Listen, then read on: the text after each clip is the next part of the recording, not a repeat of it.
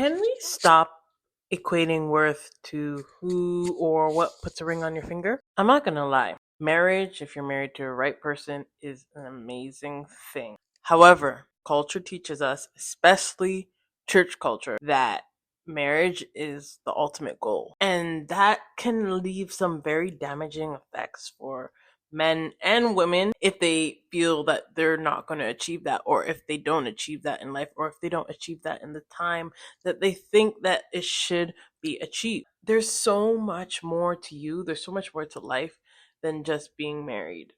But your relationship status doesn't determine your identity, whether you're married, single, divorced.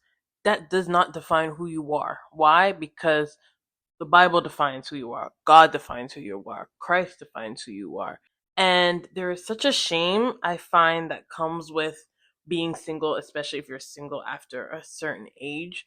Culture looks at you, people in the church look at you like, why are you still single? You're almost 35, you're almost 40. What's going on? What's wrong with you? There's always something wrong with you. And we begin to internalize that. And that's just so dangerous. You're not any better just because you're married, and you're not any less just because you're single or divorced. Your relationship status is not you.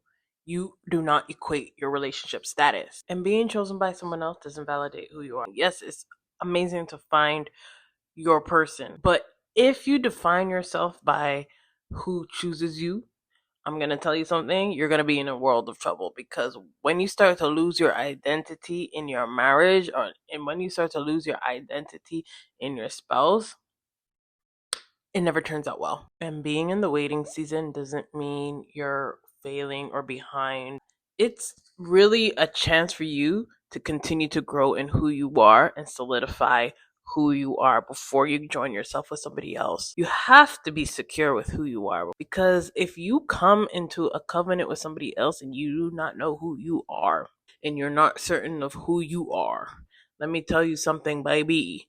You will lose whatever bit of self identity you have. So please, please, please do not compare your journey to somebody else's journey. Even today, myself, I have to still remind myself not to compare myself to somebody else's journey, not to compare my relationship to somebody else's journey. Sometimes I really have to turn off the Instagram and realize that my life, my relationship, my journey is my own.